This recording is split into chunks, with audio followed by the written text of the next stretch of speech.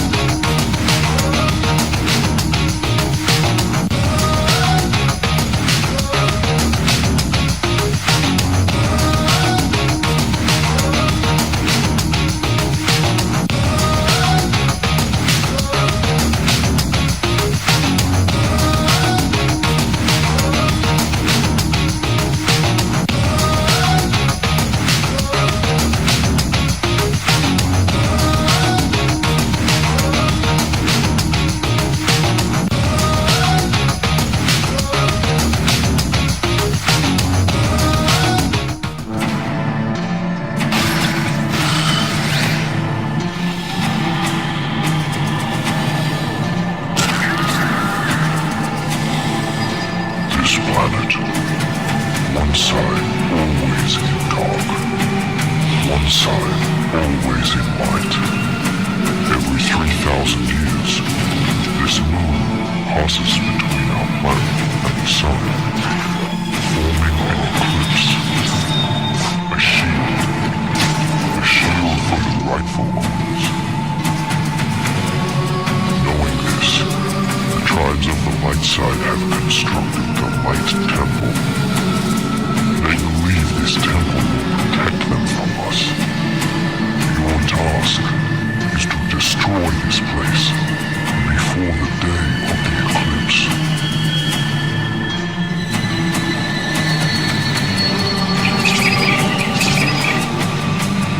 You are one of the few to walk in the sunlight. Are you ready?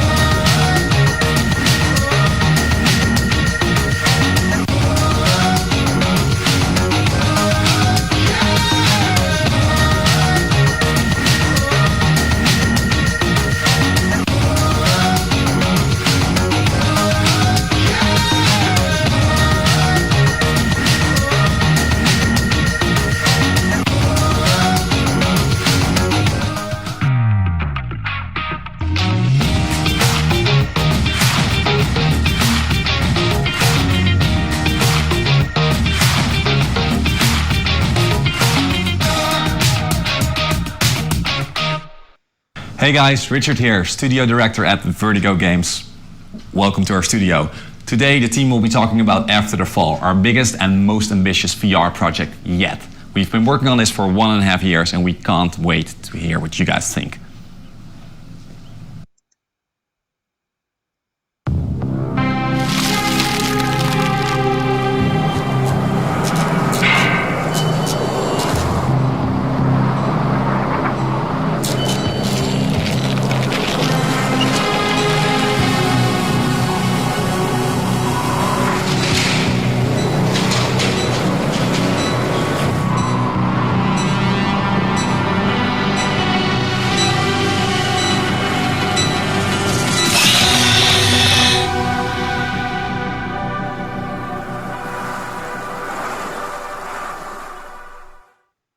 After the Fall is a VR action FPS with RPG elements set in a shared world with 4-player co-op at its heart.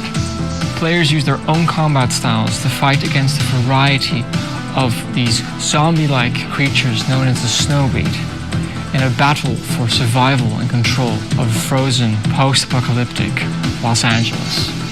For me, After the Fall is about a lot of enemies and about loads of loot. Me and my team are really pushing the boundaries of VR by getting the largest hordes, the biggest bosses, and the richest environments on screen, all shared with players around the world. So once players have teamed up and selected a loadout, they go on a mission together. Missions can involve various types of objectives. Say a settlement is in desperate need of some assistance and requires you to go out and save them from a giant, colossal snowbeat that you need to take down together. The main focus for After the Fall are the main missions that you do, but aside from that, there's also side content that you can follow, and events, and other interesting encounters that you can do to upgrade your equipment further, you know, and of course, play that endgame.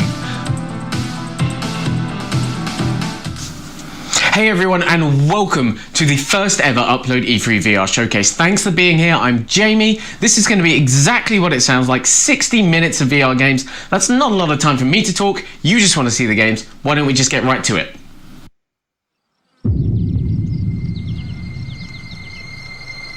Do you remember Meliora? It was a land of magic and wonder.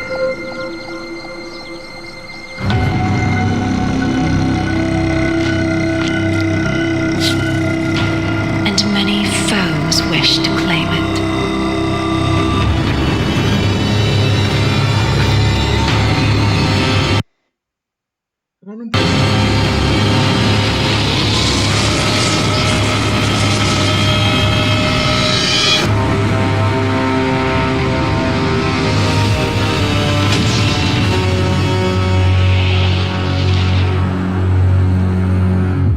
There is no price I wouldn't pay to protect my home.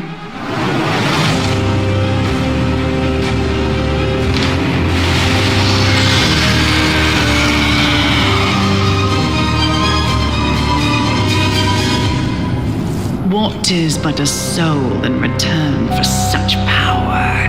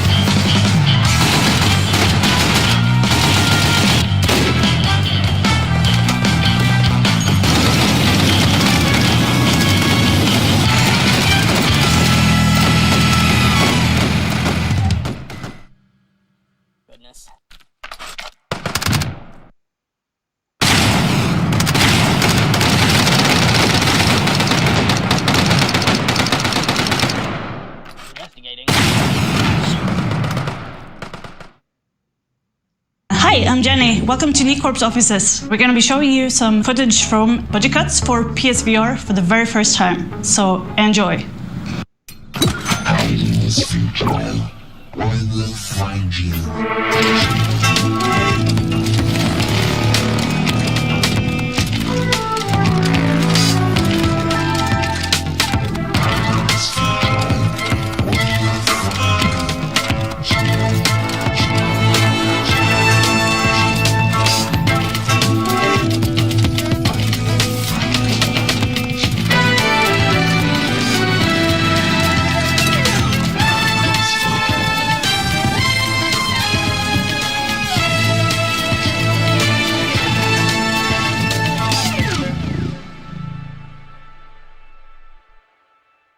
Hi, my name is James Hunt, and I'm very happy to announce the next title from Fast Travel Games and a passion project of mine called The Curious Tale of the Stolen Pets.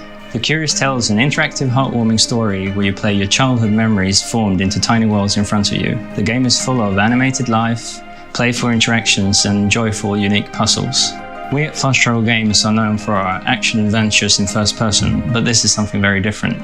We're a small, passionate team working on this game alongside our bigger titles, and we hope to share something really special. And here's the very first trailer. Enjoy! Is that you? I didn't recognize you at first. You're all grown up. Do you remember the curious worlds we created together, you and I? We have a problem to handle there, and I think you can help.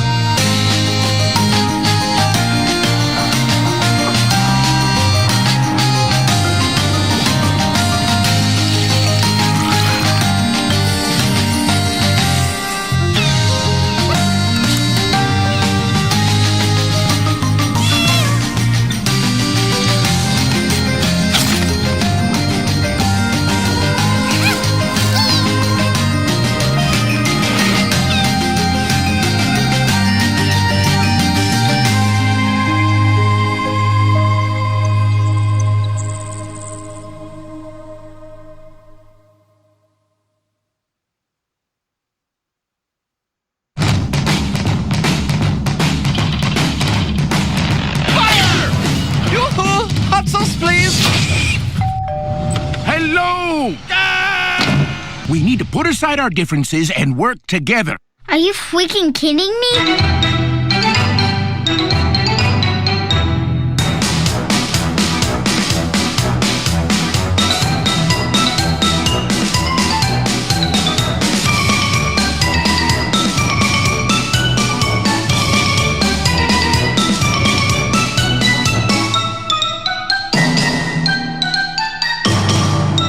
Okay, guys, let's do this. In the party, y'all. This is it. This is the amazing team I've been working around the clock for.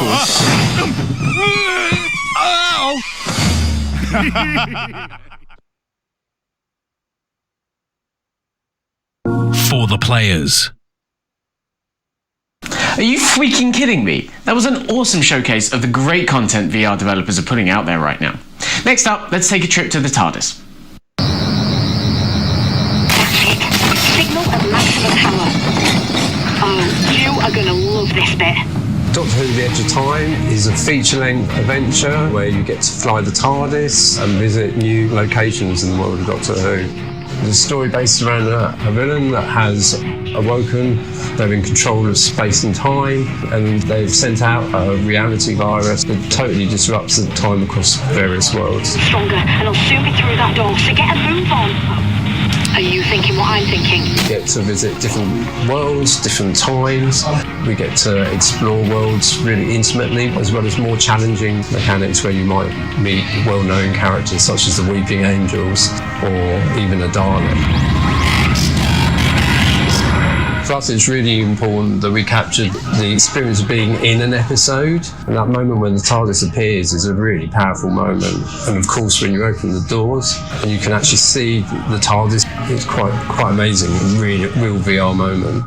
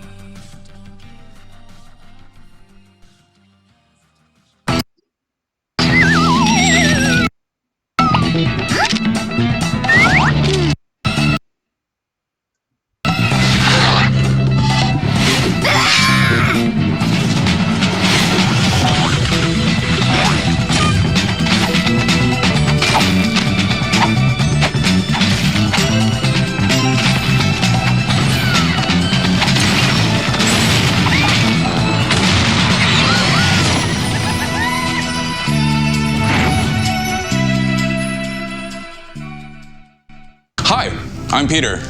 I'm from Resolution Games. We're in the middle of Stockholm and we're working on a multiplayer VR game called Akron. In Akron, the VR player becomes a magical tree trying to defend its acorns. The mobile players joins in as squirrels trying to steal the acorns. We tried to make games that could fit everyone. It was just the most natural thing that, okay, so you're a tree, and you have your acorns, and what animal like acorns? Well, squirrels. Squirrels, of course. So essentially it's a party game. You can pick up your friends, they're playing as the squirrels, you throw them away, you can pick up projectiles, a bowling ball. You can even pick up some sap, throw it on the field, and when the sap lays down, the squirrels will be slow when you're running around. Acorn is coming later this summer to Oculus Rift and Oculus Quest, and we can't wait for you guys to try it. Okay, let's get this straight. Budget cuts, Curious Tale of the Stolen Pets, and Acorn. Is it just me, or are Swedish developers really good at making wholesome VR games? Next couple of VR games, not so wholesome.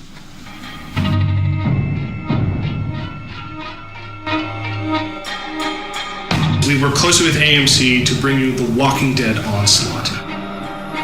We're really excited about this title because it allowed us for the first time to bring together all the amazing technology that we built up from past shooters like Raw Data, the melee experiences from Creed Rise to Glory, and our locomotion system from Sprint Vector, for the first time bringing them together in an action-packed experience like no one's seen before. Not only did we get to work with AMC and some of their team writers, we also got to work with some of the amazing talent on the show as well. As you're going through the campaign, you'll be able to level up your characters, unlocking new perks. Not only that, each character will have unique, iconic weapons that you've seen in the show, them using time and time again, and you'll be able to experience what it's like to play as those characters fighting off the walkers. With The Walking Dead, it's not just about the world itself and the walkers, but really how you interact with them. And we wanted to take that to the next level in VR. So building upon our past animated technology with Creed, we wanted to take melee and combat to the next level. So we created what we're calling progressive dismemberment. This new system, players not only can decapitate, scalp, carve, impale, and do all sorts of disgusting, horrible things to the walkers as they try to survive through this horrifying experience. It will be available at local arcades across the globe, but also at retail for the Oculus Rift and the Vive systems.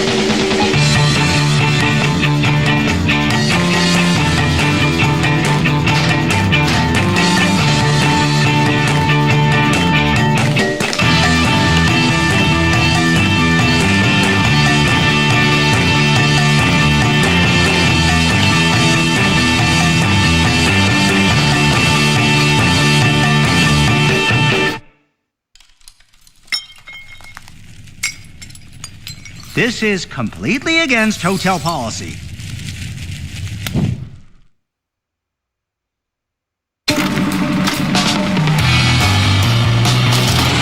Well done.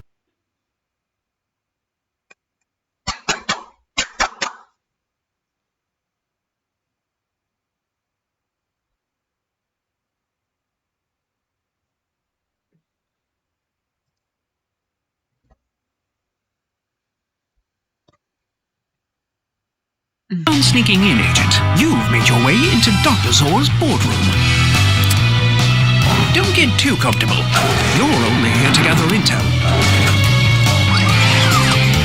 As long as you don't touch anything, you shouldn't have any trouble. Funny, and I'm so happy that Upload VR is doing their own show.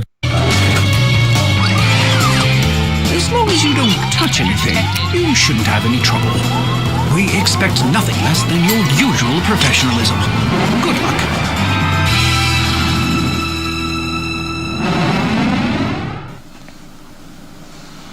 Hey PSVR fans, enjoying the show? I hope so, because the next couple are for you. Let's hand it over to one of the coolest dudes in video games.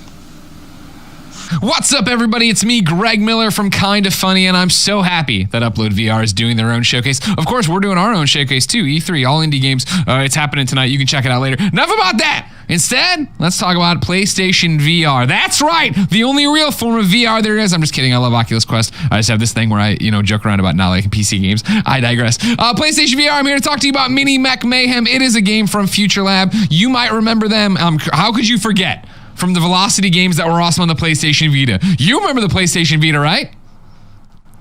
No, you don't. It was a handheld. It had 2 sticks. It was great. Nobody supported it enough, except people like Future Lab. That's why we need to support them with Mini Mech Mayhem.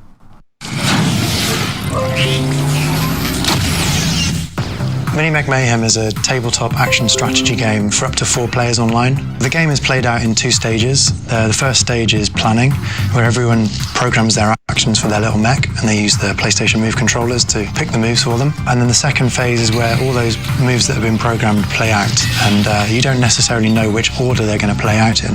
During the programming phase, you're trying to get your mech onto the victory square or to push another mech into a hazard. You have to try and guess what your opponent is going to do. So if it does go horribly wrong, it's not the end of the world, because you have intercept cards that you can play, such as calling in an airstrike or just nudging someone off by 1 square. We've got this thing in the game called an avatar, which is what you play as. My favourite thing is to go into the shop and then customise my avatar. You can also customise your mech as well, your little buddy, and you can put different parts on them and change the colours. One of my unbiased favourite parts of the game is the AI.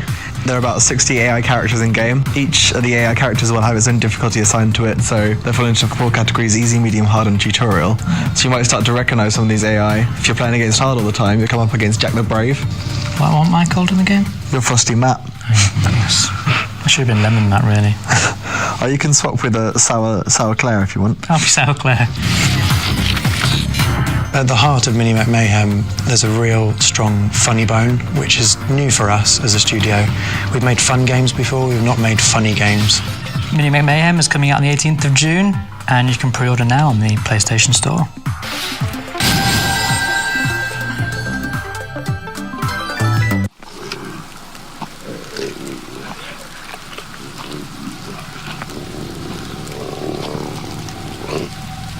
Hello? I am Sir Anvil Capheus, soldier of fortune. I am looking for food and shelter. Is there a brothel in this town? Where the fuck is everybody? By all the...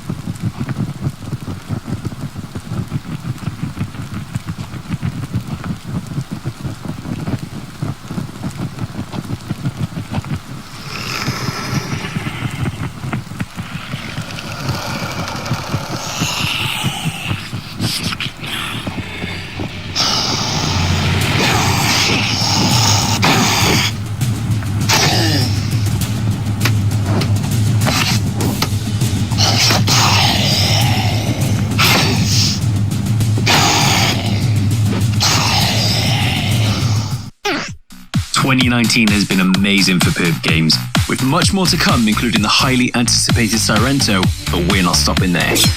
As you saw earlier, the Angry Birds Movie 2 VR Under Pressure is coming exclusively to PlayStation VR. We're so honored to reveal today that Perp are plucking it out of the digital world and are sending it soaring onto store shelves everywhere. We can't wait for you to try this zany underwater adventure when it launches later this year. Also later this year, Drunken Bar Fight will get a special edition with added DLC, introducing a few new levels and features like character selection, customization, unlockables, and 4-player multiplayer. So roll up your sleeves ready for when Drunken Bar Fight Special Edition comes to retail in 2019. Perp is always listening to the needs of the VR community, and that's why we are so happy to announce a physical edition of Pixel Ripped 1989, the multi-dimensional homage to retro gaming, is coming exclusively to the Perp store. We'll be opening pre-orders very soon. And later this year, we'll continue to work with Arvor to publish their highly anticipated follow-up, Pixel Ripped 1995. This one will go to wider physical markets in all territories. Right! That's it! Well, almost. We've got one last thing to share with you today.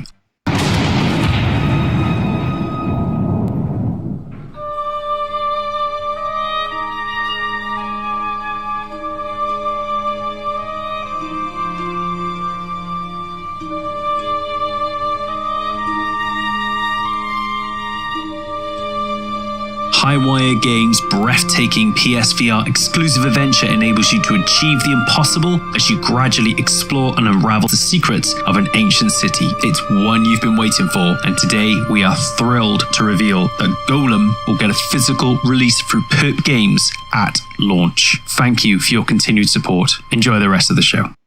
Hey guys, I'm Arjen, programmer at Vertigo Games, and I'm excited to reveal something we've been working on that has been requested a lot. Can't wait what you guys think.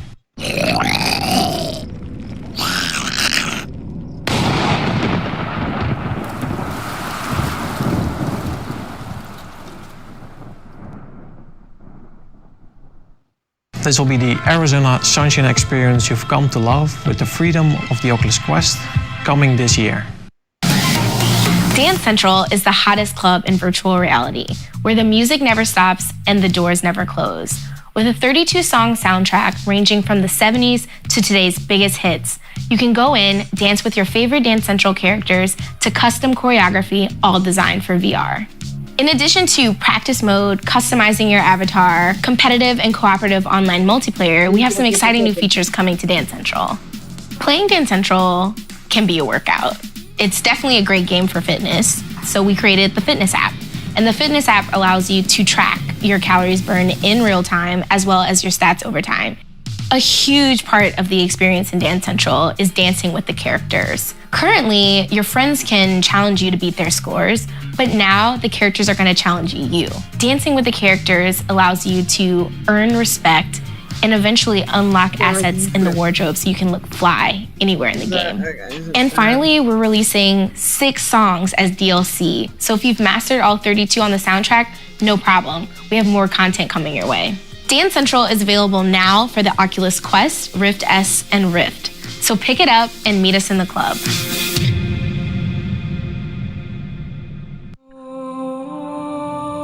I'm really excited to be here to announce something that we've been waiting to share actually with the rest of the VR community out there. And that is that we're bringing Echo Arena to Quest. And for us, that was actually a huge endeavor that we started when Quest was first announced internally. So I'm really excited to tell you that soon you'll be able to play Echo Arena in all its glory on the Quest. Hello, Captain Rhodes. I'm glad to see you're still safe.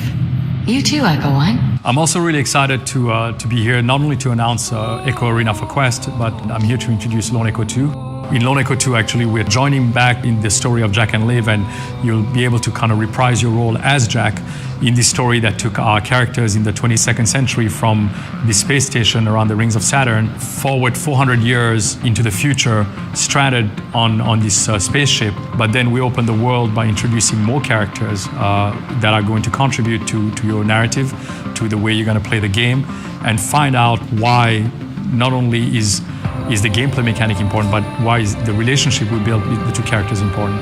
Lone Echo 2 really reinforces this idea that you and Liv are like family, and that you and her basically will go through anything against all odds. They can't know you're online. I promise. promise I'll explain everything when I get back. I'm going to need your help.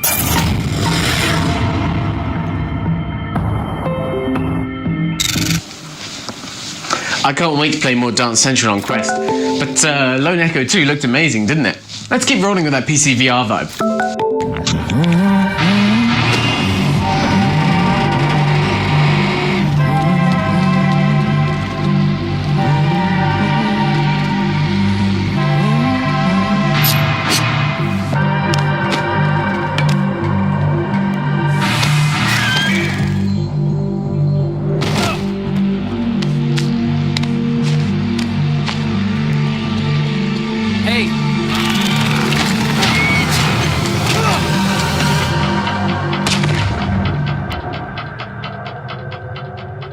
Monkey Bunk.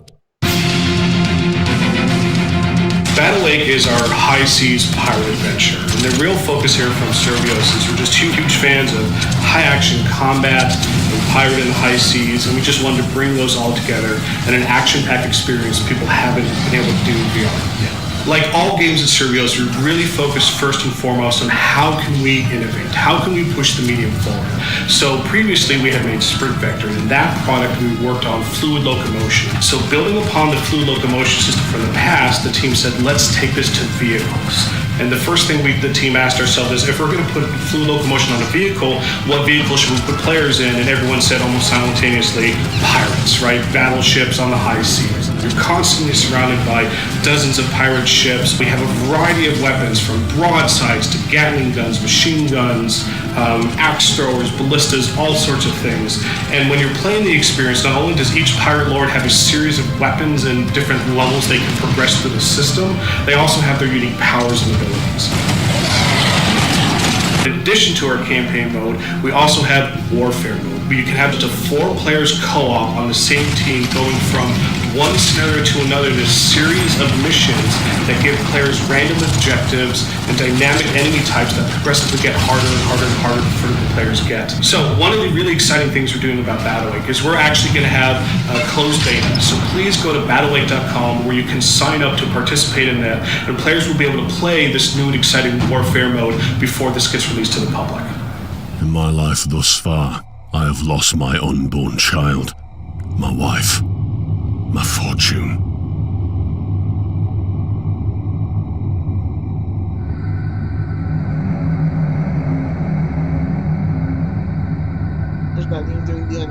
I've been betrayed and dishonored.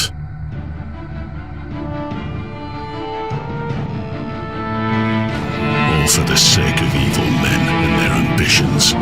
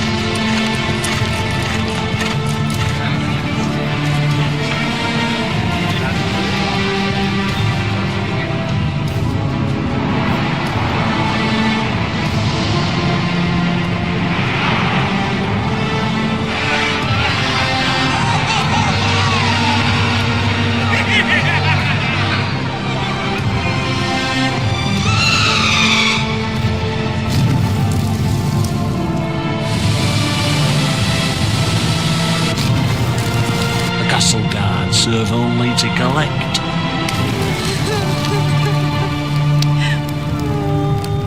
What more do I have to lose?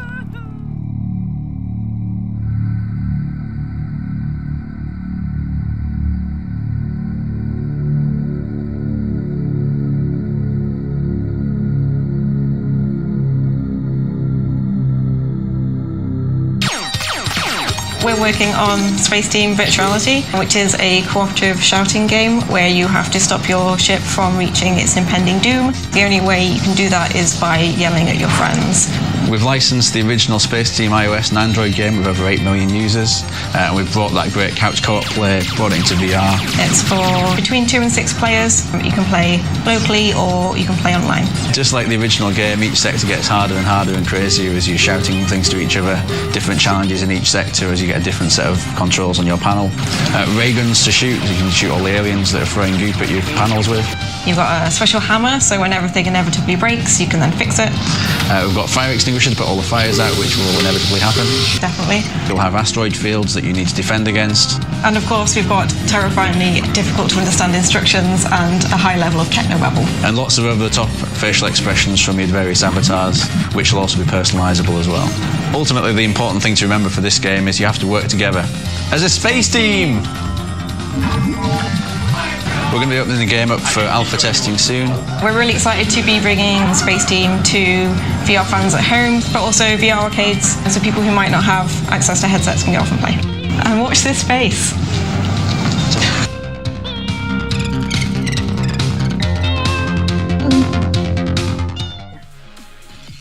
Audica is a VR rhythm shooter available now in early access. Armed with dual blasters, players shoot and smash to the beat of a killer soundtrack with 22 songs and counting. We've already released 10 updates in early access, and later this month we'll have our biggest update yet.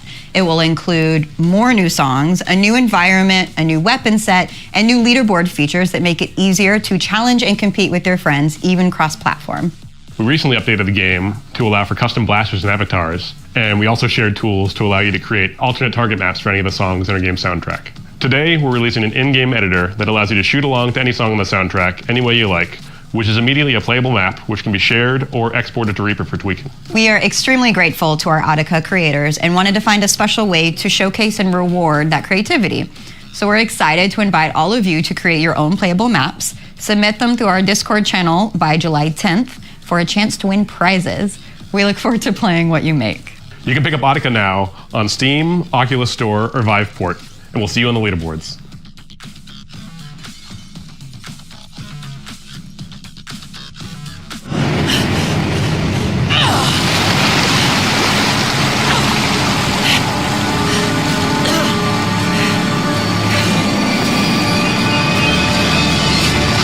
Asgard's Wrath is an action-adventure RPG game set in a Norse mythology backdrop.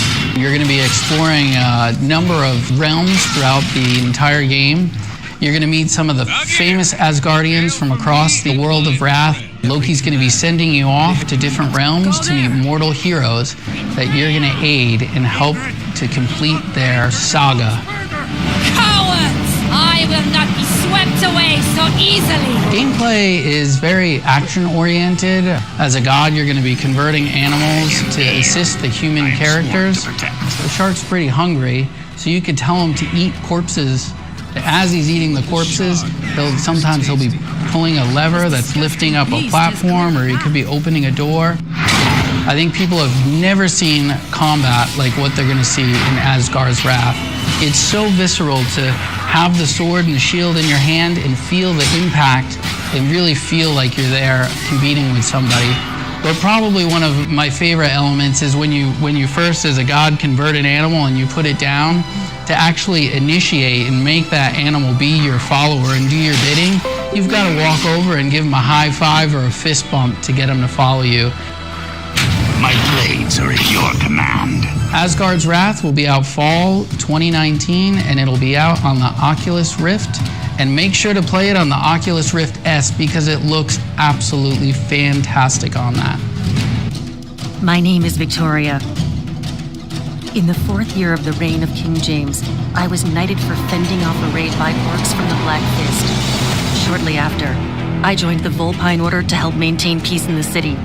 In the 6th year of King James, I saved a group of noble women from an unruly mob at Rose Square. And in the following year, I defeated a company of bandits gathering near our border.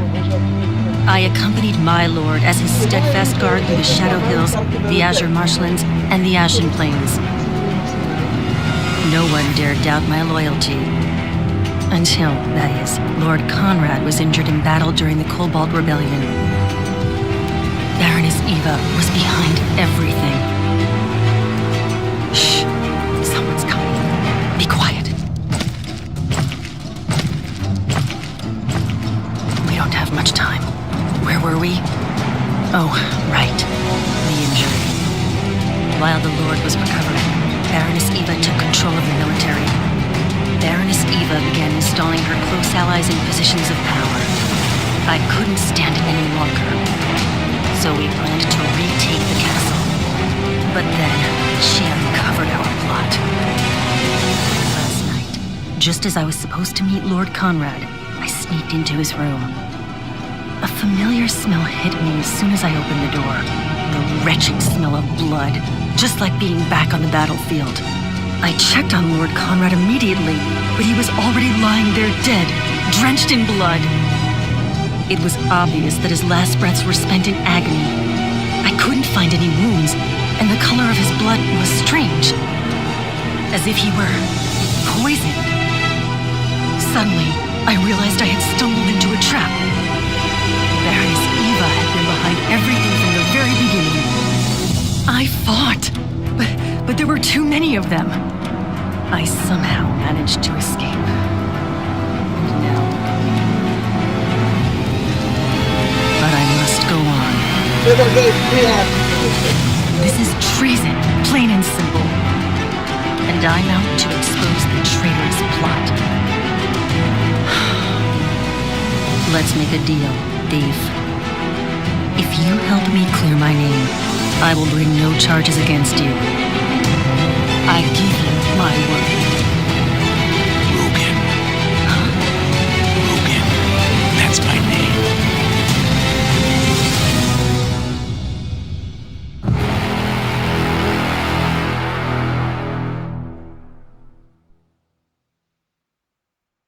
Garden of the Sea is a VR game about truly belonging somewhere, about creating a home with your own hands, and about exploring and connecting with the world around you.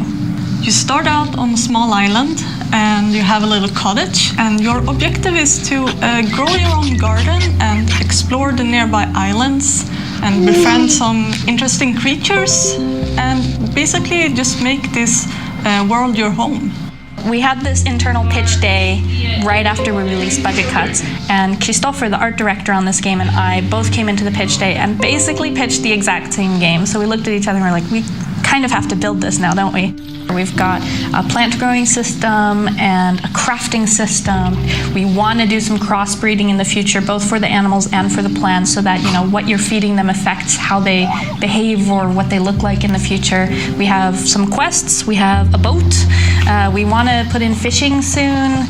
Another thing that I really like is the creatures, because they are really fun to interact with. Yeah, they're so cute, aren't they? Yeah. And I hope we're gonna add more of them for the full game. I have to say I have like a soft spot for the crafting system. That one I think has a lot of potential to become really cool. So we figured, like, why not release it now, today, in way too early access.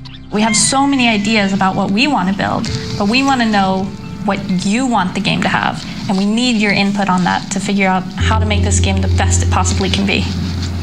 We're releasing Garden of the Sea on Steam, and we will support all the major VR headsets via Steam VR.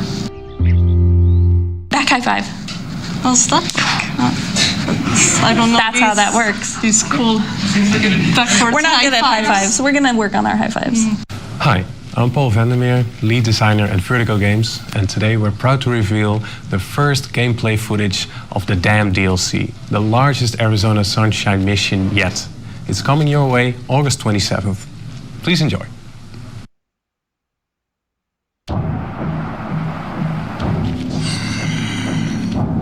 You knew what you were getting into. Get inside the dam, reset the control systems, and prove yourself useful.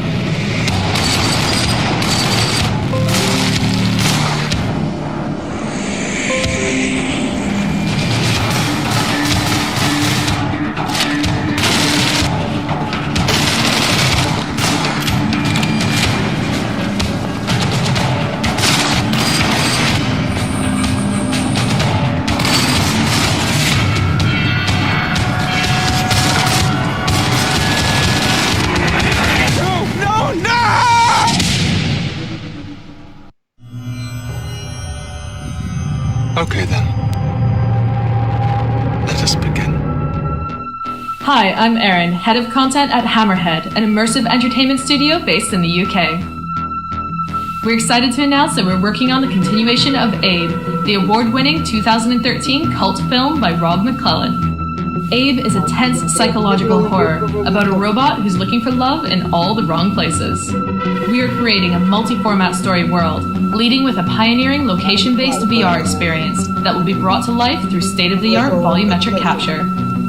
We're also bringing you a short film and a game release that can be played with or without VR. We're proud to present the first teaser. Take a look.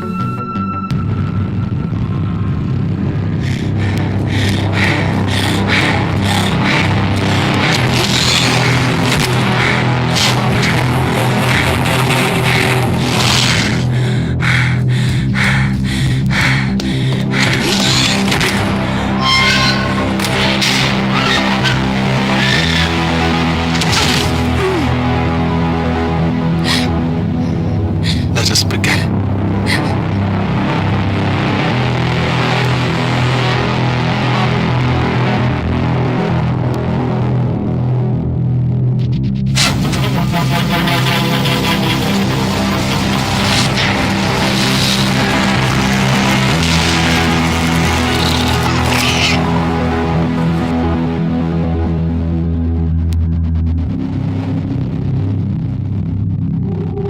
Maybe this time I will get it right. Maybe this time I will fix you.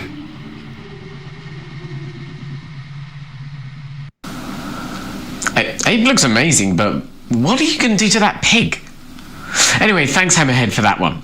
In fact, we're nearing the home stretch now, so it's time to start throwing some more megatons your way. Here's the latest look at Aspire 1.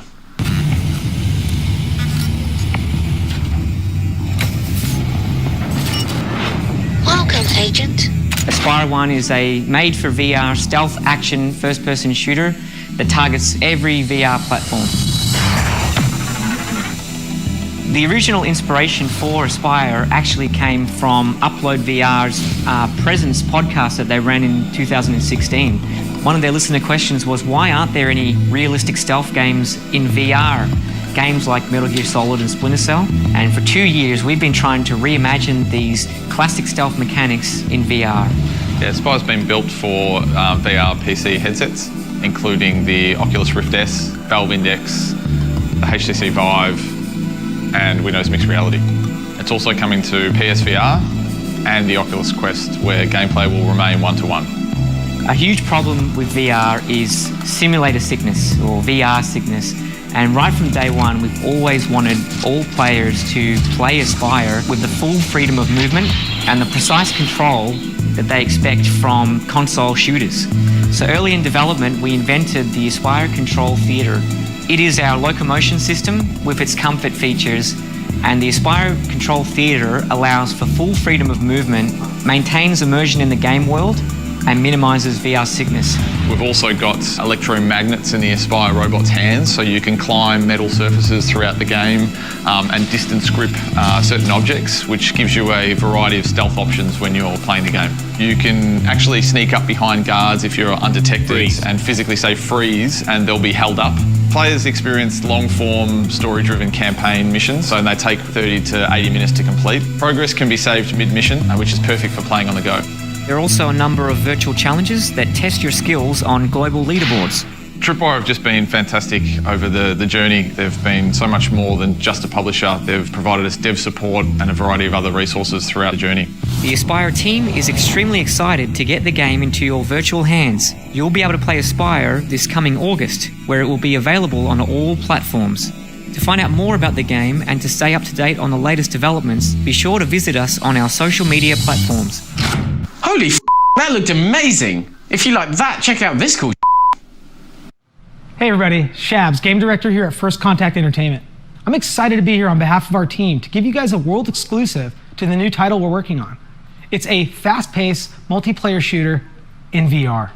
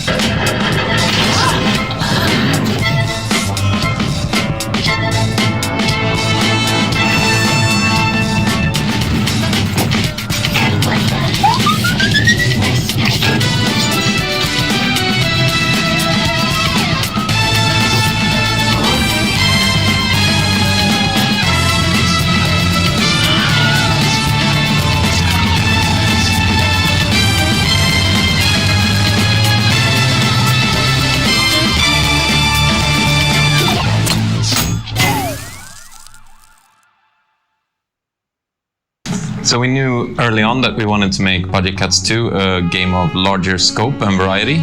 So that's when we asked Fast Travel Games to collaborate with us. Yeah, I mean, we used to share an office back then, so we played each other's games before they were finished. There was lots of discussions and great ideas being thrown around. So when Neat approached us to co-develop this game, so your mission is to take down Transcorp, a mega powerful corporation that kills humans and replaces them with workaholic robots, all in the name of efficiency. And to accomplish this, you have to leave your office cubicle and travel across several new types of environments.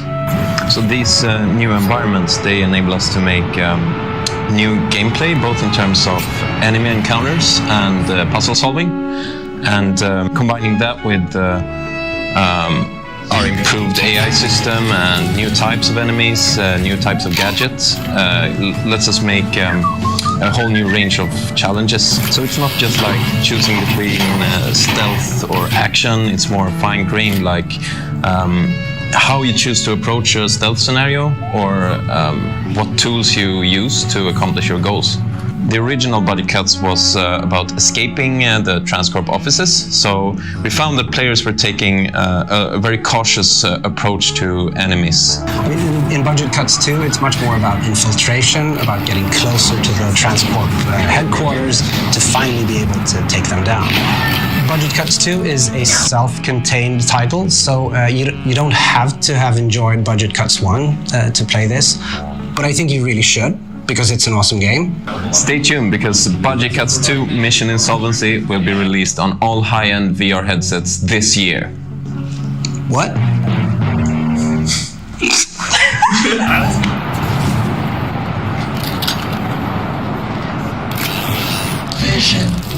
Okay, hold on to your butts. It's the big finale. Let's hand it over to Cloudhead Games.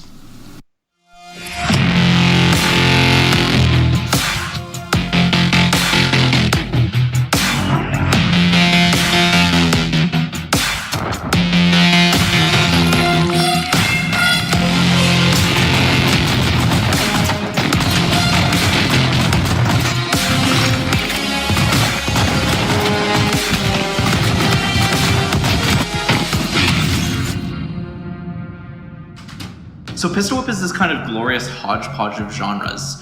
We've been describing it as like a music rhythm FPS game, but it also has the inklings of like a runner game and a bullet hell game. It's a shooter that you don't necessarily have to be dead accurate for to hit, and it's a rhythm game that doesn't require you to take out enemies in a specific order. To me, the gameplay of Pistol Whip is all about speed. You're not taking your time and aiming down the sights to make sure you get a headshot on a dude.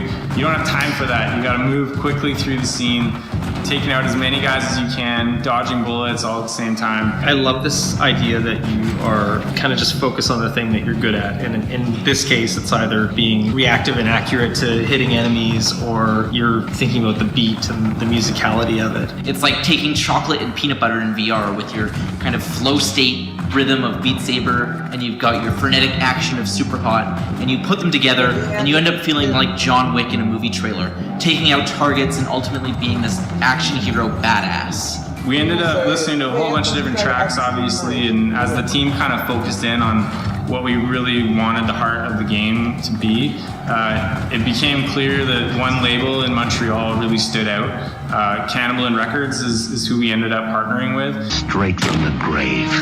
They just seem to have this library of really dramatic and kick-ass epic action songs, but they're also just super fun. So it really kind of hit the sweet spot for us and what we were looking for. A round of Pistol Whip feels kind of like watching a high-octane action movie trailer. You know, if you liked John Wick, Hardcore Henry, Equilibrium, you're probably gonna love this. So for me, part of the inspiration for Pistol Whip was figuring out a way to kind of plant the user in the center of an action scene.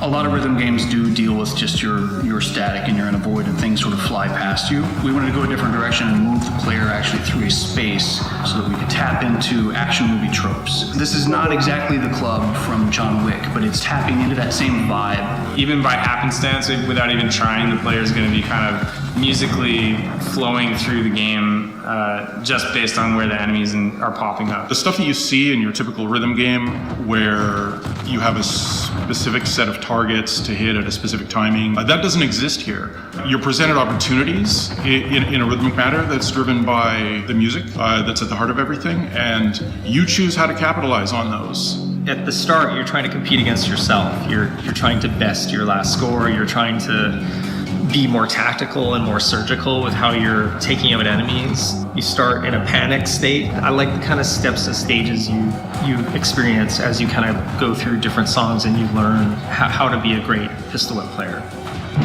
I think our studio shines in terms of game feel. Whether it's a deeply complex narrative experience or something like we did for Valve with the Hand Labs experience or Pistol Whip, we pride ourselves on knowing what feels good, and I think Pistol Whip feels amazing, and people will get it when they play it.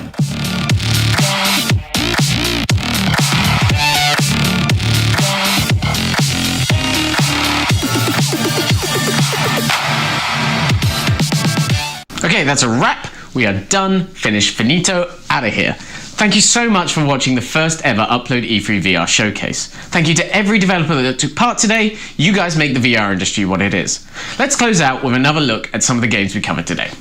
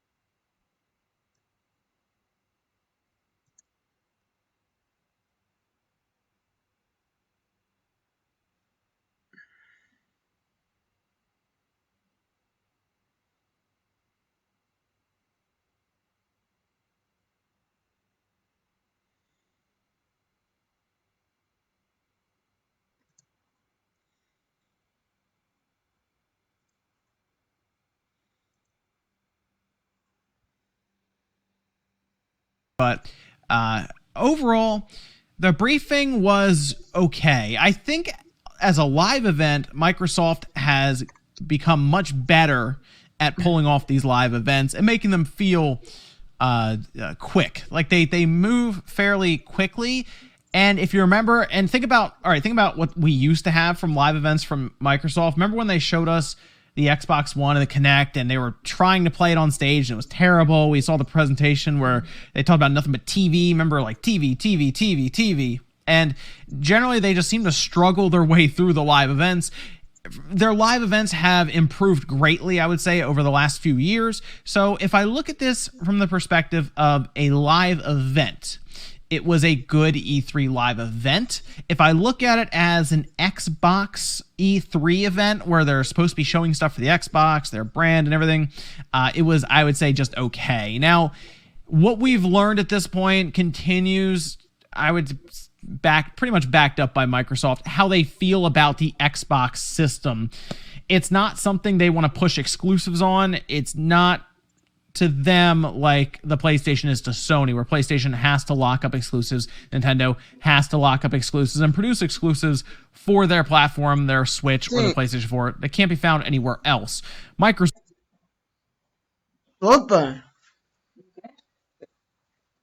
is putting their stuff on everything. And I think that lessens the impact of what they show at E3, because you kind of realize as you're seeing it, you can at least get it on your PC as well.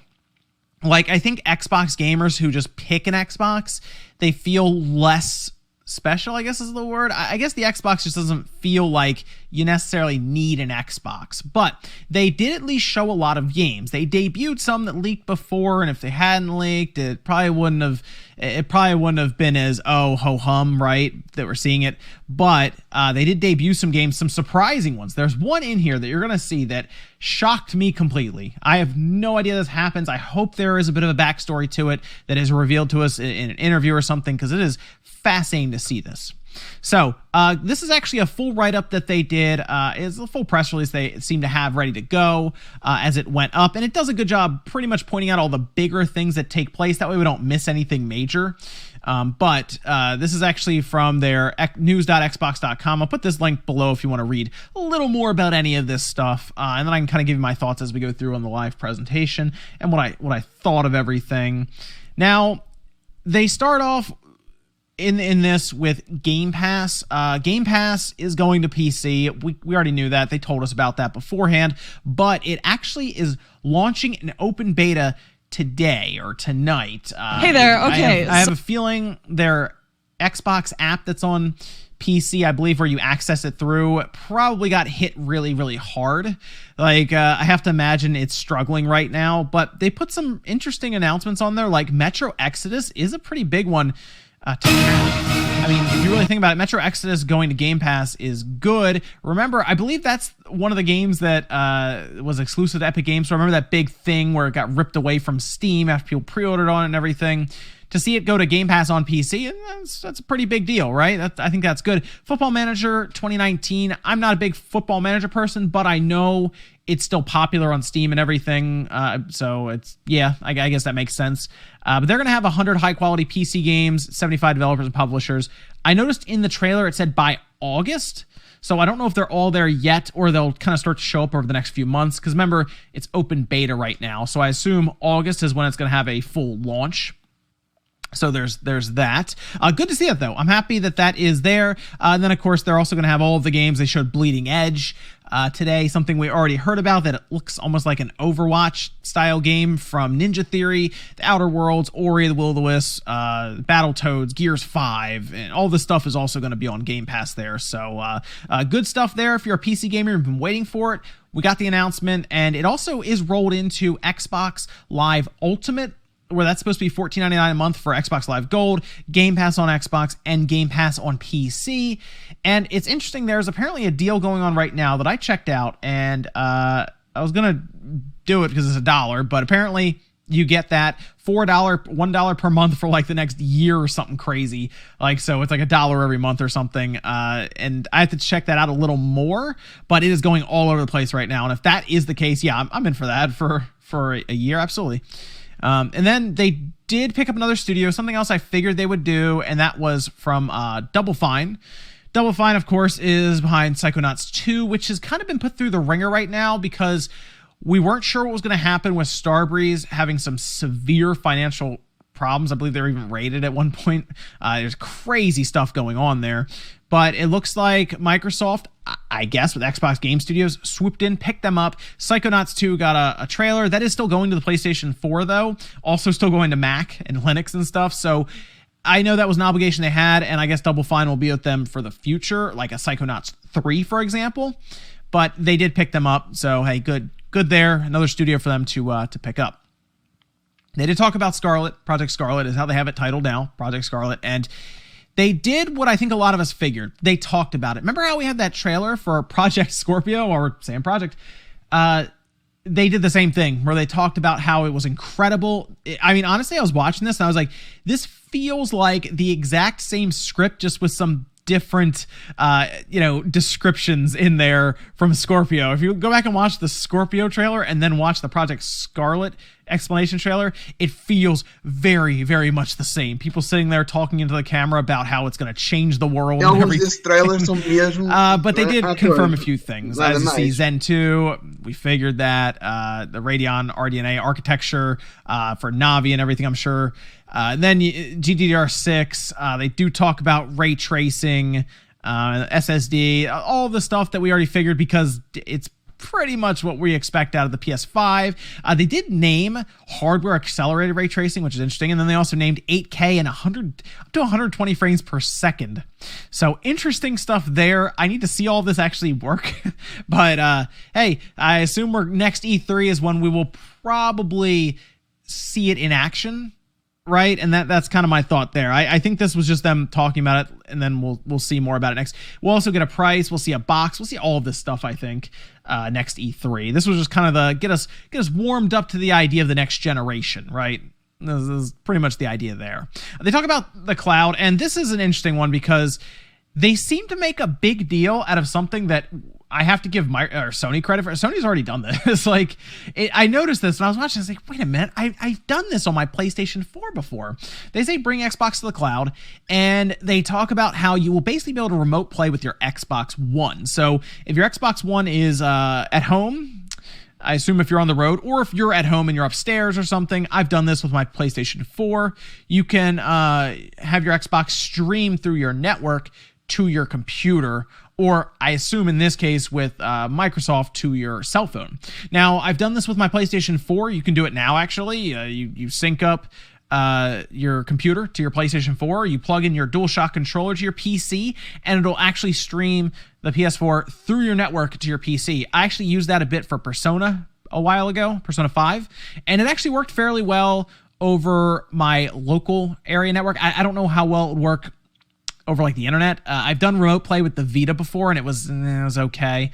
But through my local area network, it was fine. I had no issues with it, to be honest. It was good. So I assume this will work just the same. What they would do well, I think, selling a little box, a little stream box, like think of Steam Link, something like that for people to buy. So if you buy an Xbox One X and you have it in your living room, you can then buy like a little Xbox branded little streaming box that you put in your bedroom, and then you can stream to it. So you don't have to buy two Xboxes, you just buy that. I know Microsoft probably wants to buy two Xboxes, but just an idea. Maybe they'll allow other devices to do that straight up, right? Apparently, if you can access a web browser, you can do it, I guess. But we'll see. That's just an idea, something to throw out there with that little branded box that you can use. Then they did talk a bit about xCloud. I don't know if maybe they just didn't talk enough about xCloud. By the way, the remote play starts in October for preview, so a little later on. Not as much about xCloud. I thought they were just going to go crazy with xCloud, right? I thought they were just going to just run over state. Nothing. It was weird. I mean, they talked somewhat, but I thought we were going to get pricing, release date, library of games, all this stuff, and it was kind of quiet. They kind of glossed over it. They talked about xCloud and they said, "Hey, we're going to do Project xCloud," and then that was kind of it. They talked about how people, I guess, there at the E3 conference would be able to try it out on tablets and smartphones. Be a lunatic. That's Can you also kinda be an it. idiot? So they're still testing it. Yes, I guess you just can. later on the end of this year, we're going to find more out about it. I don't know. Okay. The world's most advanced controller. That's the the Series 2. This is the Elite controller. I like the Elite controller. I have it here. I use this thing whenever I play the Xbox. I like it. There are a lot of problems with it. And I'm starting to look at this and I'm like, I probably should wait until this one got revealed because it looks like they're fixing a lot of it. It is more expensive though. It's $180. And I did have the question about, is this going to work with Project Scarlet? I think that's a fair question because it comes out in November, which is like what, probably a year before Project Scarlet comes out. And if it doesn't work with that, that's going to feel, it's going to feel like kind of a kick there from Microsoft because I would want that $180 controller to last, years. Because I would take care of it. It wouldn't be this controller that gets like thrown on the ground or anything. But they are having rechargeable battery in there. It seemed like it had USB Type-C. The hair triggers have different settings so you can fire even faster. The tension thumbsticks were very, very cool. My Razer Anza had that, and I like that feature a lot. So I'm glad to see that being built in as well. And then that rechargeable battery, by the way, will have 40 hours of gameplay. So it's right there with the Switch Pro controller and well above by about 4 times what the PlayStation 4 controller does. So that actually sounds like a nice controller, but it comes at a cost at $180. So keep that in mind. It's kind of pricey. Seems a lot better than the one that I got for $150 though. So there you go. Now they moved on to games. There were a lot of games here, but I talked about how they view the Xbox now, and it is not an exclusive box to them. It is not. What's interesting is the only one that I've actually seen on here that I think is exclusive to the Xbox, because they write it right here,